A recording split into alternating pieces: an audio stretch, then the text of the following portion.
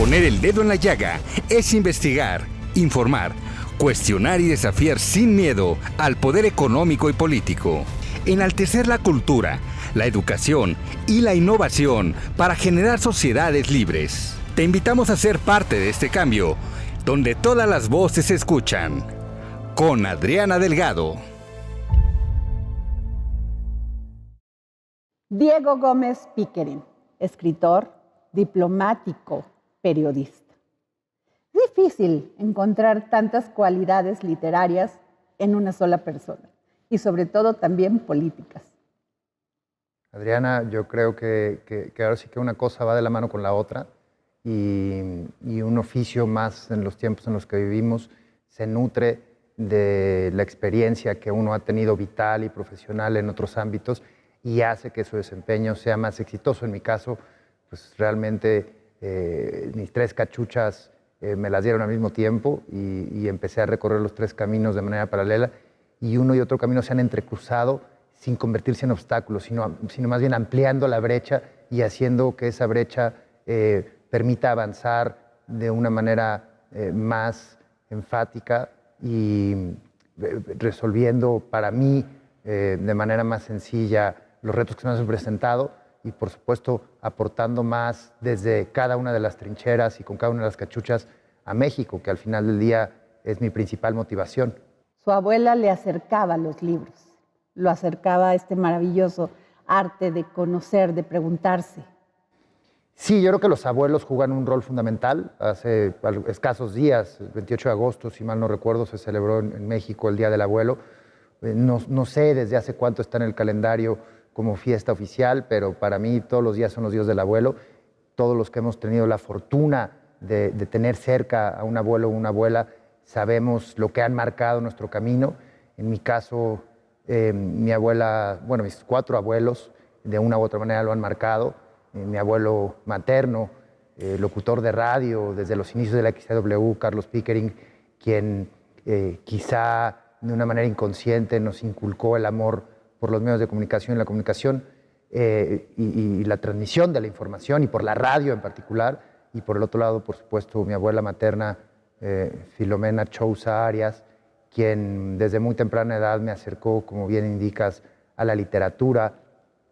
Uno de los primeros libros que recuerdo haber leído a una edad muy temprana fueron Crónicas de viaje de Vicente Blasco Ibáñez, un autor valenciano fundamental dentro del panteón desde el punto de vista de los escritores españoles peninsulares y que a través de esas páginas que mi abuela me regaló, además de una edición que ella misma leyó en su momento, una edición que todavía conservo, una edición preciosa, pues comencé a viajar. Realmente fueron esas Crónicas de viaje de Vicente Blasco Ibáñez las que por primera vez me llevaron desde México hasta geografías tan remotas y distantes como el Oriente Medio o África.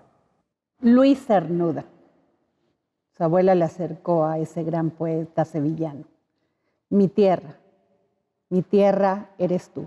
Mi gente eres tú. El destierro y la muerte para mí están a donde no estés tú. Y mi vida, dime mi vida, ¿qué es si no eres tú? Usted no es solamente ciudadano mexicano, usted es un ciudadano del mundo.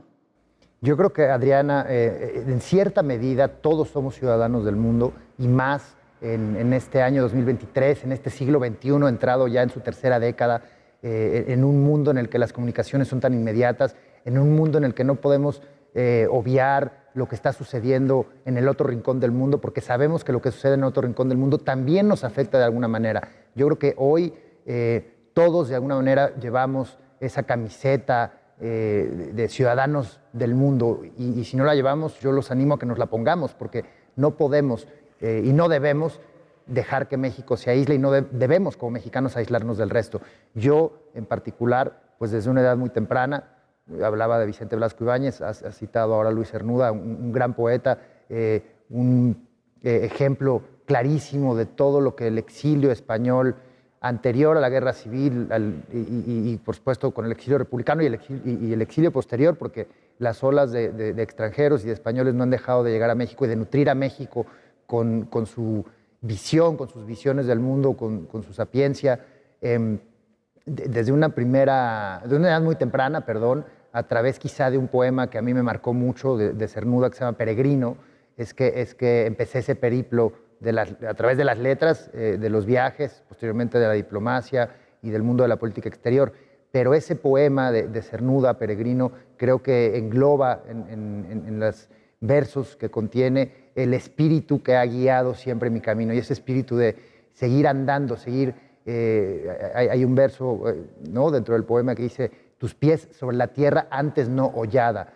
Y a mí, bueno, y siempre sigue adelante tu camino sin Ítaca que aguarde y sin Penélope, ¿no? Peregrino de Cernuda es para mí emblemático del camino que he emprendido, del camino que quiero yo mostrar a mis amigos, a mi familia, a mi núcleo más cercano y a todos aquellos a los que voy conociendo a lo largo del periplo, y es animar a no pararnos nunca, siempre estar pisando esa tierra no hollada, porque es la que nos va a permitir ver lo que nunca antes hemos visto, como también escribió Luis Cernuda en su poema Peregrino.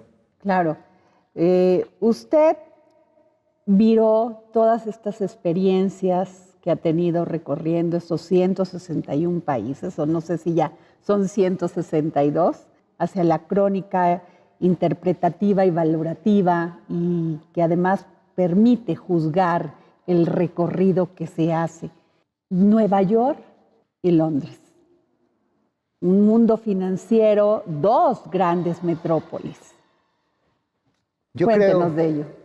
Adriana, que la crónica en particular, siendo periodista, habiendo empezado, de hecho, mi camino literario, o mi camino dentro del mundo de las letras, en el periodismo, como redactor, en periódicos, desde un inicio de mi carrera profesional me di cuenta o descubrí que la crónica era, bueno, por algo se le llama el género madre, ¿no? Porque la crónica, en un espacio quizá acotado, el espacio que nos dejan los medios impresos, que como sabemos, pues está muy limitado por caracteres, por los espacios, por el desplegado que se le puede dar, ¿no?, ya que se va a imprenta.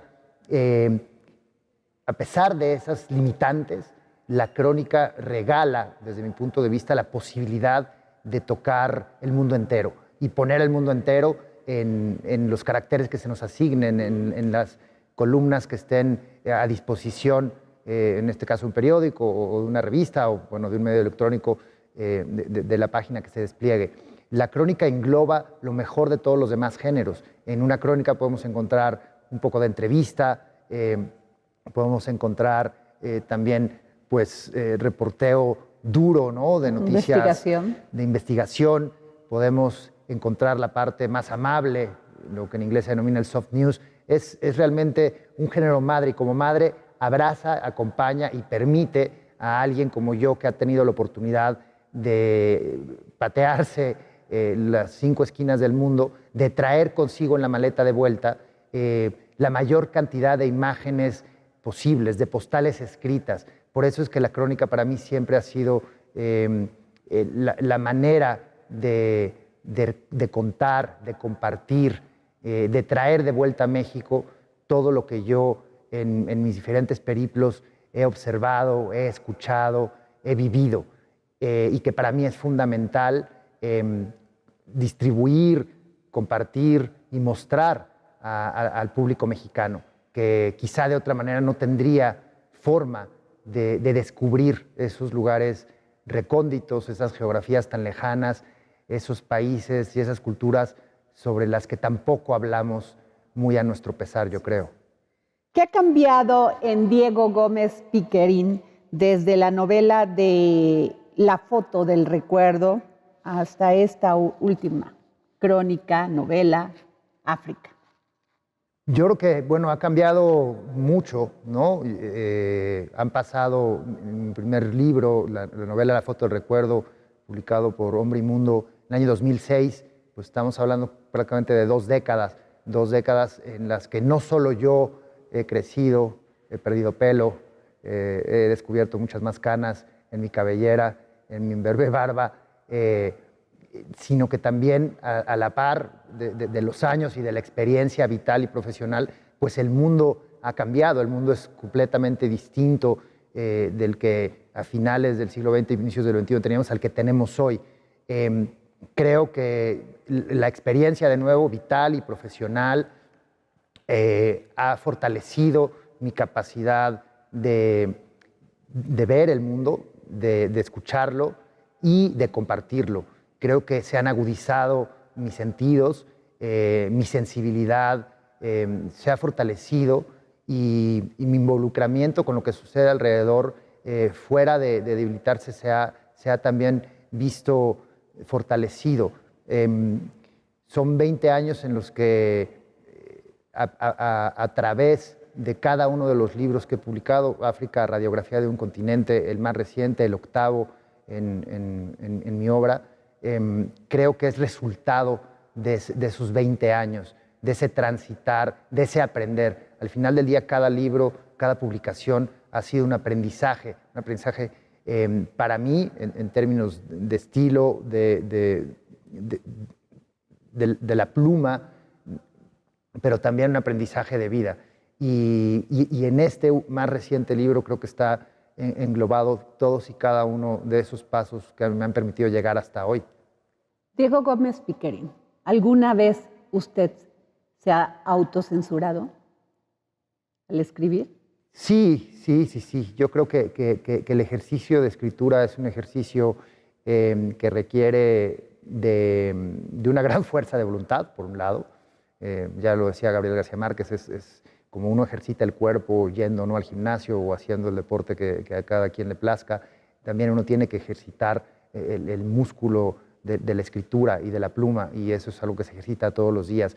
Entonces es un ejercicio que requiere de gran fuerza de voluntad y también de una capacidad, creo yo, de raciocinio y de entendimiento que cuide sobre todo a los dos elementos fundamentales del proceso de escritura, ya cuando se traslapa hacia el objetivo final, que es la lectura.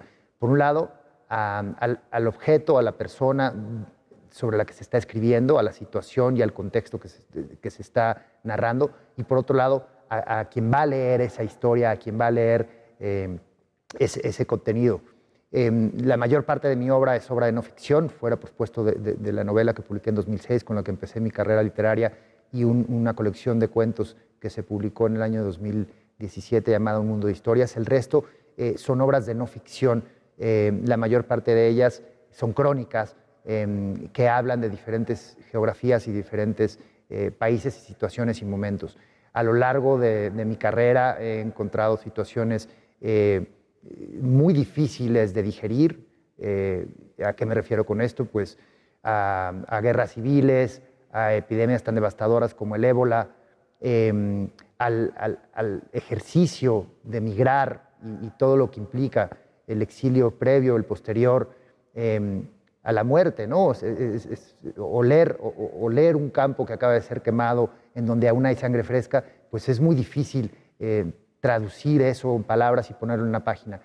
Pero todo esto lo digo porque para mí lo fundamental y donde entra la autocensura, que no la llamaría autocensura, sino la llamaría más la delicadeza de trasladar y de traducir esas historias al papel, va sobre todo para cuidar las historias de los protagonistas de las historias, y para cuidar también al lector y para acompañar al lector de una manera en la que el lector obtenga de ese texto, al leer esas páginas, una visión objetiva realmente. Entonces yo no lo llamaría autocensura, lo llamaría una manera delicada y cuidada de contar historias que deben ser contadas, que deben ser leídas y que todos tenemos que escuchar.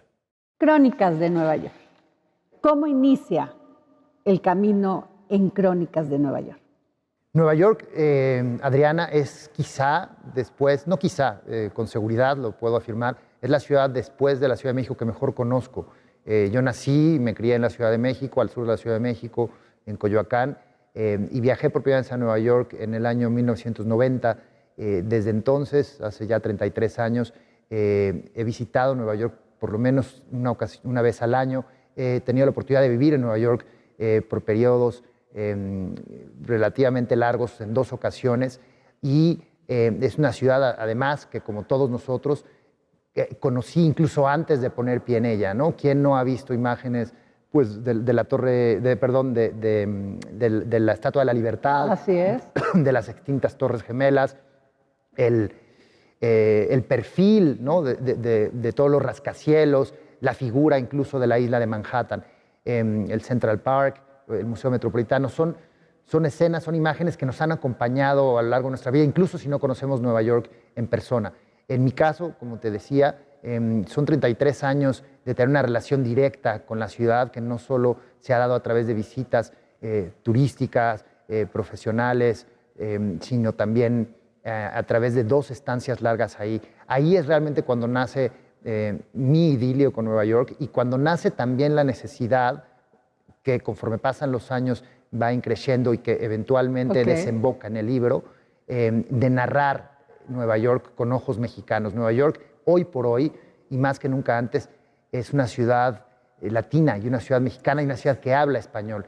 Y ese fue el propósito ulterior de crear este libro de Cartas de Nueva York, Crónicas desde la tumba del imperio. Además, siendo una ciudad, porque usted fue cónsul en Nueva York y es una ciudad que tiene 1,5 millones más o menos, de habitantes, de ciudadanos mexicanos. Nueva York, creo que en los últimos años, sobre todo, ha visto incrementada su semilla latina, su presencia mexicana, puertorriqueña, dominicana, centroamericana, cubana, argentina, brasileña incluso.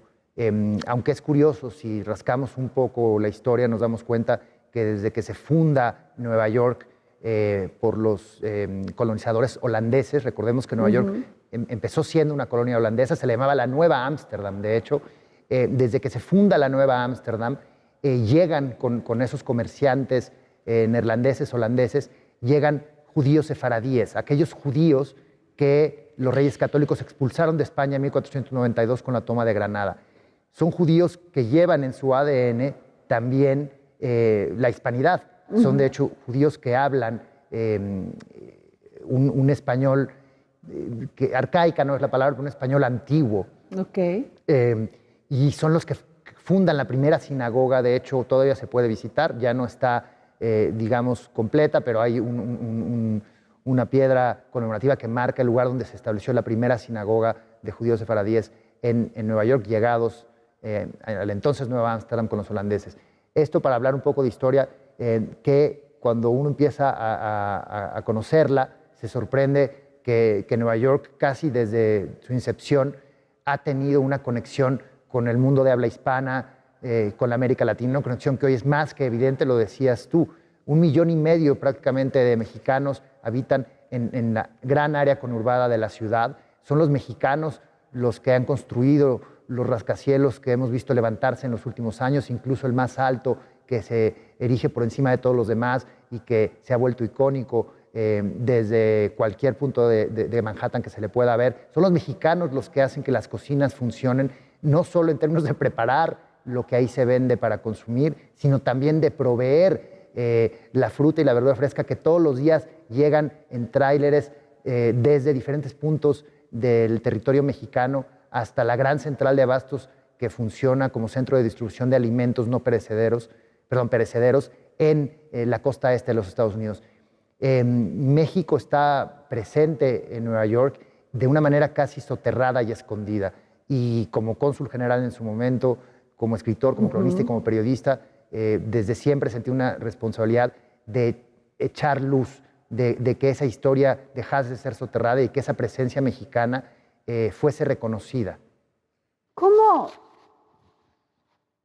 transitar por Nueva York en este mundo financiero, en esta urbe del consumismo, las emociones momentáneas, las pasiones lejanas? ¿Qué fue Nueva York y qué es Nueva York para Diego Gómez Piqué? Yo creo que Nueva York es ese epítome al final del día de un mundo en desaparición. Si nos sentamos a leer El poeta en Nueva York de Federico García Lorca, un libro escrito prácticamente hace un siglo, nos daremos cuenta que no es una ciudad muy disímil las que describe Lorca en ese choque cultural que vivió en su momento, como también lo vivieron múltiples escritores antes o después que él, venidos de Medio Oriente, de Europa o de otras latitudes.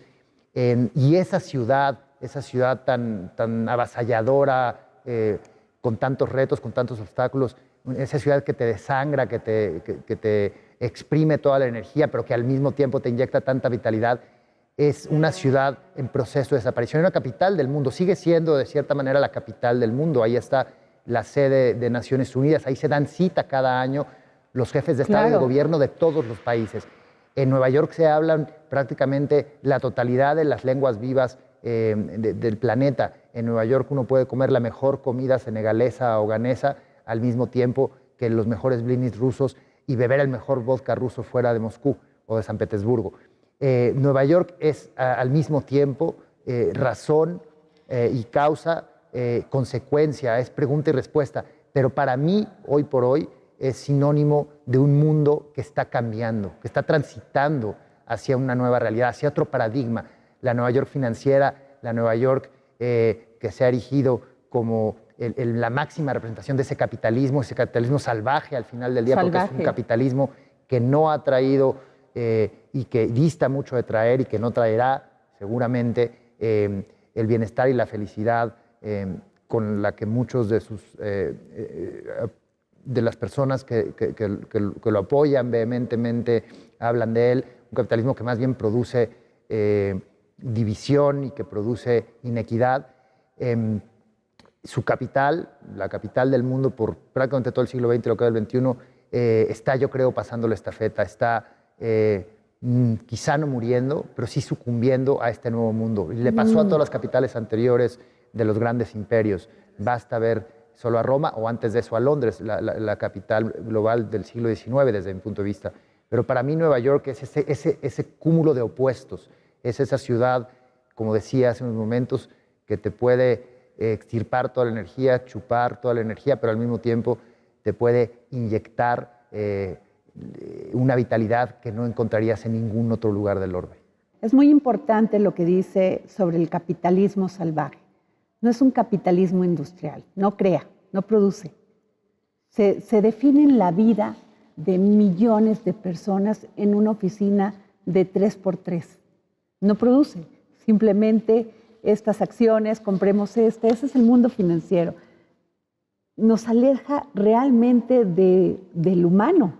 Es deshumanizante. Al final del día es una fórmula, un modelo de desarrollo económico que tiene, ¿no?, enormes debilidades, puede o no tener cosas positivas, ¿no? Es un debate aparte, pero lo que queda claro al día de hoy es un modelo que se ha quedado corto y un modelo que no provee y que no responde y que no resuelve las necesidades esenciales del ser humano.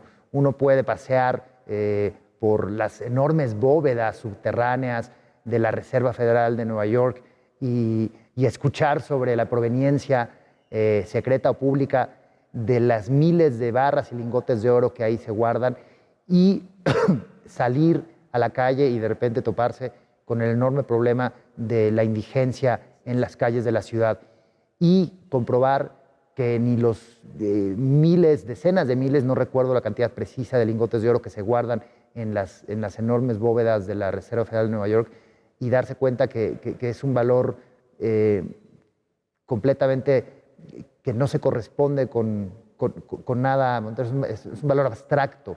Puede ser oro, pero lo podríamos llamar de otra manera, porque no resuelve los graves problemas que sigue enfrentando la ciudad y que a partir de la pandemia yo creo se han acuciado. La pandemia para mí fue un punto de inflexión para el mundo, por supuesto, pero sobre todo para el modelo que representa, el modelo económico y de desarrollo y el modelo humanístico al final del día que representa la ciudad de Nueva York. Así es.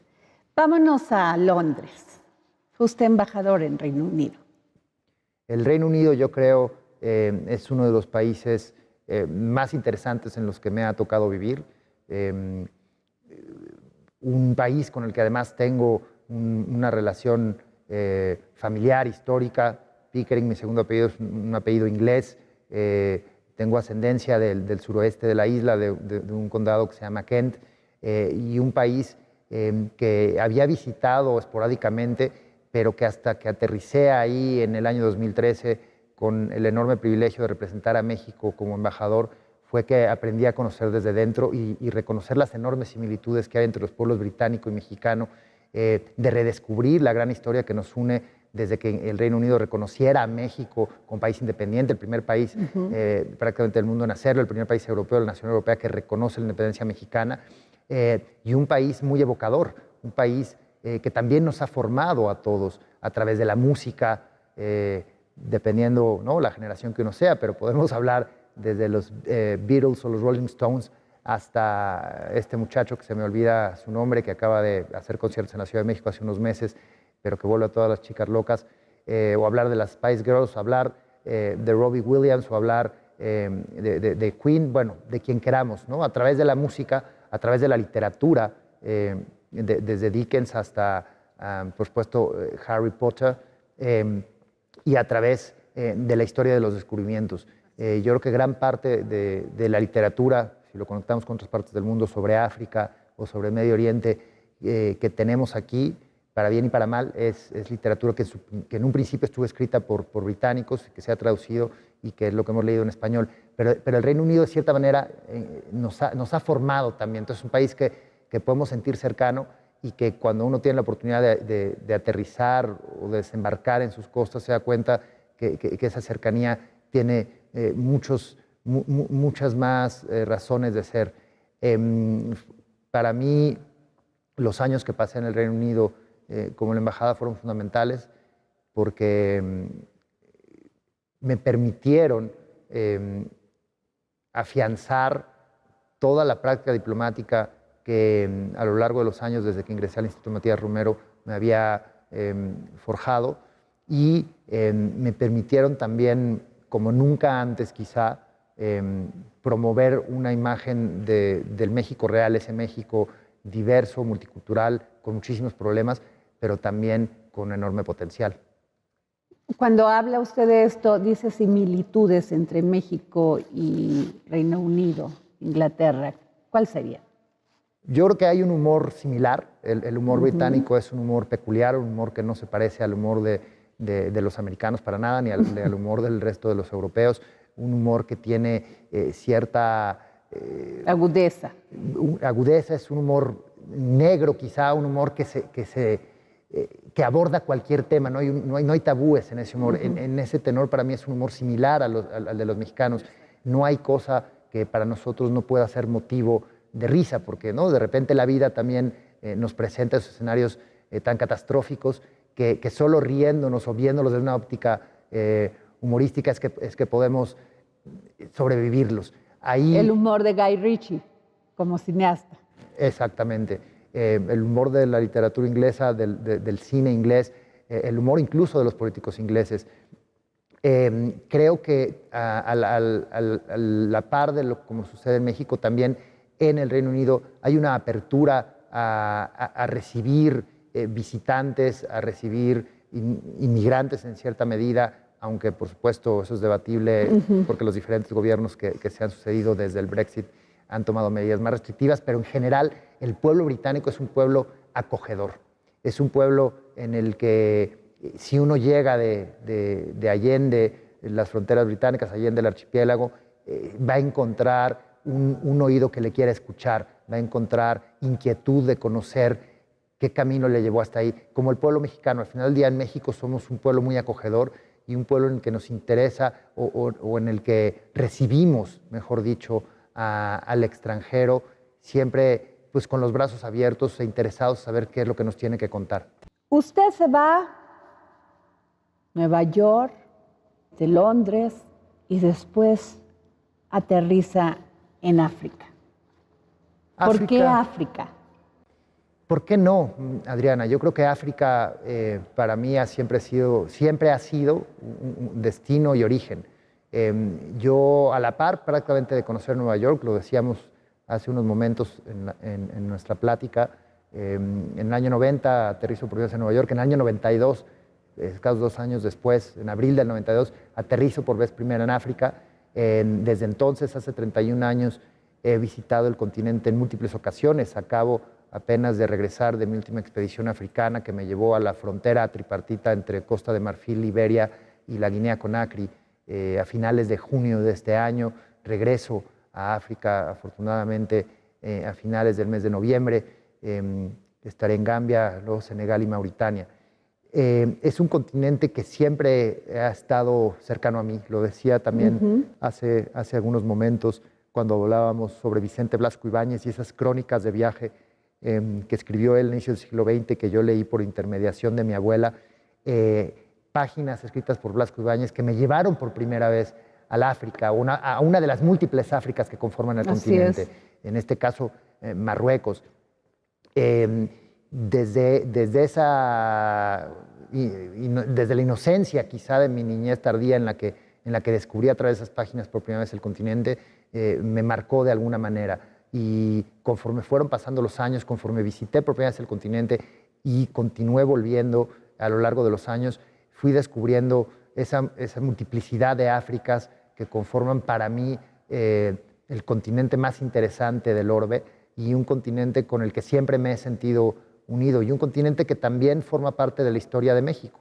A ver, ¿me podría explicar esto? ¿Por qué forma parte de la historia de México?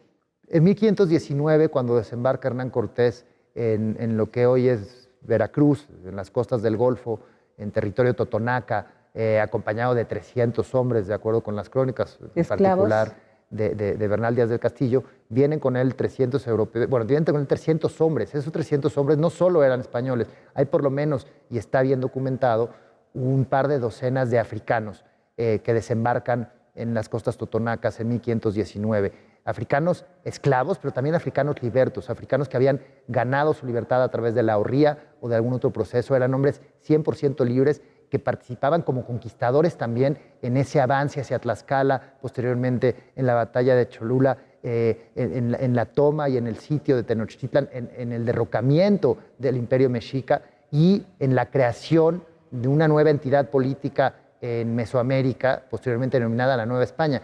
Pero desde su incepción, México, como lo conocemos actualmente, tuvo un elemento africano como componente esencial. No era un encuentro de dos mundos ahí, del mundo mesoamericano con el mundo español. Era un encuentro de tres mundos, del mundo mesoamericano con el mundo africano y con el mundo español. A la par que los conquistadores blancos, los conquistadores negros africanos, también comenzaron a mezclarse culturalmente, carnalmente, ideológicamente y religiosamente con los mexicanos. Nosotros podemos ver los archivos parroquiales de cualquier ciudad de nuestro país, de Guadalajara a Celaya o Zacatecas, y veremos que la población negra, los archivos parroquiales, porque eran realmente donde se registraban todos los movimientos demográficos del México de esos primeros siglos, de los siglos XVI al XVIII. Y ahí veremos que en los censos de las principales ciudades de lo que era la Nueva España había un componente demográfico negro del mismo tamaño prácticamente del componente demográfico europeo. Okay. Por eso es que digo que la historia de África y de México está unida desde hace siglos y es desafortunadamente un capítulo del que poco hablamos y que hasta hace muy poco la historia oficial tampoco recogía ni reconocía. Ese es un gran punto. No se reconoce ese origen como ciudadano mexicano. Sigue todavía, hay una gran lucha por reconocerles esos derechos y sobre todo su origen. Sin duda alguna, Adriana, yo creo que es una deuda histórica. Es muy reciente que el Estado mexicano ha tomado la iniciativa, después de mucho tiempo en hacerlo, de reconocer que la negritud es parte de México, que hay afromexicanos, pero se ha quedado hasta el momento solo en el papel. Eso no se traduce para nada en un acompañamiento de políticas públicas que permitan un cambio en las circunstancias de vida de las principales poblaciones afromexicanas que actualmente perviven. Pero más allá de ello, yo creo que también tendría que haber un esfuerzo mayúsculo, no por reescribir la historia, sino por contar la historia de una manera más objetiva y más apegada a lo que realmente sucedió, a los hechos históricos. Hoy por hoy hay un debate que lleva años dándose sobre qué es la mexicanidad, quién es mexicano y quién no. Lo hemos visto, ¿no?, por la coyuntura en la que se señala con el dedo a fulanito o a fulanita y se dice, pues fulanito o fulanita no son lo suficientemente mexicanos. Pero ¿qué es el ser mexicano? El ser mexicano implica también esa negritud y es ahí donde tendría que hacer mayores esfuerzos el Estado y tendríamos nosotros también mayores esfuerzos que hacer como sociedad para reconocer a nuestra tercera raíz. ¿Qué es ser mexicano para Diego Gómez Piquerín? Ser mexicano es la posibilidad de ser universal. Si hemos estado hablando de historia, sigamos hablando de historia, que creo que solo si hablamos de historia es que vamos a poder hablar de todos los demás temas sobre la mesa. Desde siempre México ha sido un lugar de paso y un lugar de encuentro. Por aquí pasaron las primeras migraciones que vinieron desde el norte del continente y que poblaron América, provenientes de Asia, que a su vez venían de África antes. México ha sido un punto de paso entre Asia y Europa. El Galeón de Manila siendo, ¿no?, la principal representación y la principal prueba histórica de ello. Y ha sido un lugar de encuentro. Basta con que visitemos el centro histórico de la Ciudad de México, que vayamos al Museo del Templo Mayor y constatemos que Tenochtitlan era una ciudad multicultural, era una ciudad diversa, religiosamente, culturalmente, lingüísticamente hablando. No por nada era una capital imperial. Toda capital imperial, lo hablábamos hace rato de Nueva York, nos guste o no reconocerlo, pues los Estados Unidos al final del día fueron un imperio en claro declive desde mi punto de vista. En Roma en su momento, Londres también. Son capitales a donde llega el mundo, donde el mundo se da encuentro. Y para mí, hoy la Ciudad de México sigue siendo, y México como país sigue siendo un país de paso y de encuentro.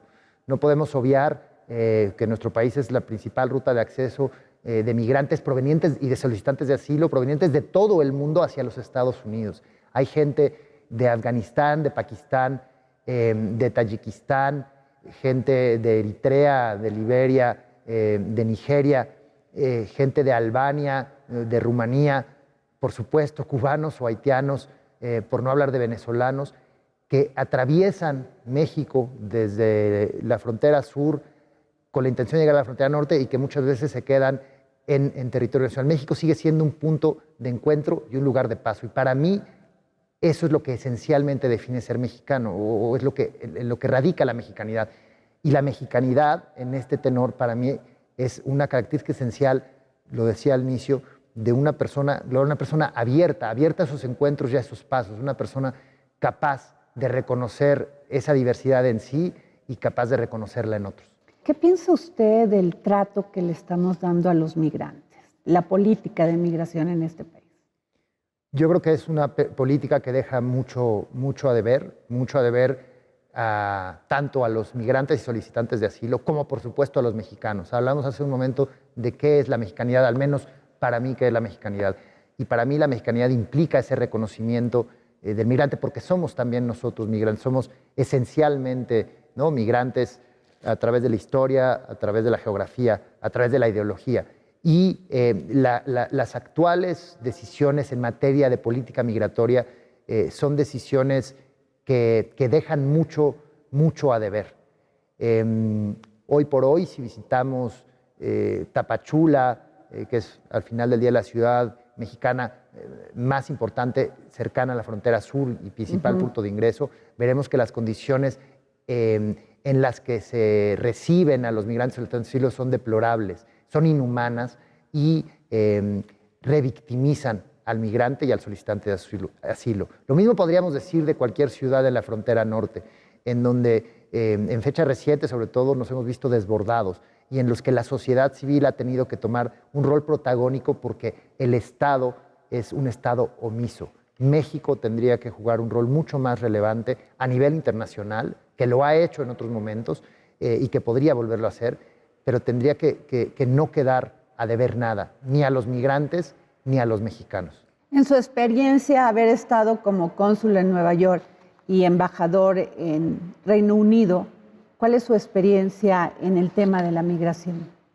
Yo creo que la migración es una condición inherente a la condición humana, una condición que ha estado ahí desde el principio de los tiempos. Lo hablábamos hace unos momentos, que si nos vamos a pasear aquí al Museo del Templo Mayor o al Museo de Antropología, si estamos ahora en Chichén Itzá, que está tan en boga por la apertura del viejo Chichén, esta parte de la zona arqueológica de Chichén Itzá que va a abrir con la ruta del Tren Maya, veremos en los cenotes en torno a Chichén Itzá ofrendas que vienen desde tan lejos como son los Andes peruanos, lo que son hoy los Andes peruanos, lo mismo aquí en el centro de la Ciudad de México.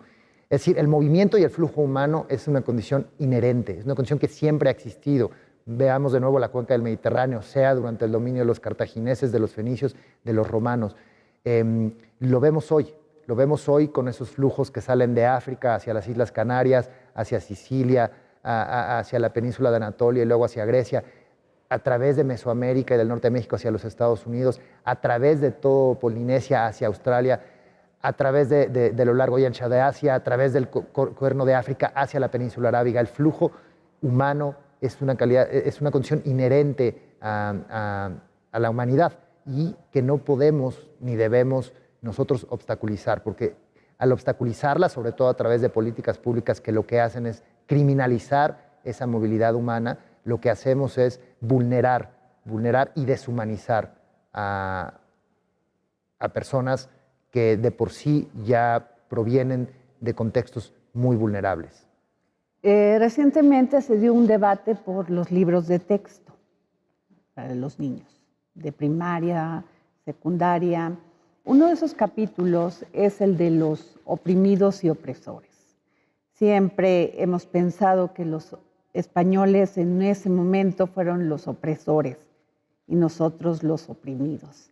Hay que recordar la historia, orígenes, destino, o cómo podríamos plantear esto y que se salvara realmente el origen. A ver, yo creo que lo que es erróneo y algo en lo que caemos de manera muy común los seres humanos, porque todos lo hacemos, es el poner etiquetas. ¿Qué es algo bueno, qué es algo malo? ¿Qué es algo blanco, qué es algo negro?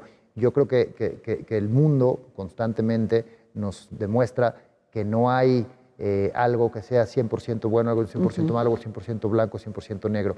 No hay quien sea opresor u oprimido de una manera permanente. Todo depende de quién cuenta la historia y cómo la cuenta. Yo creo que lo fundamental, y lo mencionaba al inicio de la conversación, es remitirnos a los hechos. Y los hechos son los que esclarecen. Lo que nos sucede, y más yo creo en el contexto actual, es que tendemos a ser omisos, tendemos a no voltear, tendemos a obviar los hechos históricos y a restar importancia a eventos fundamentales.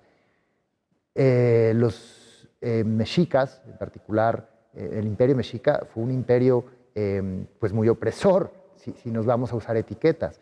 Preguntémosle, si viajáramos en el tiempo, a los tlaxcaltecas o a los mismos totonacas. Por algo vino esa alianza entre los españoles y africanos llegados en 1519 y los totonacas en primer lugar y los tlaxcaltecas en segundo lugar, porque se quería destronar en un momento a justo un poder político que oprimía mis derechos.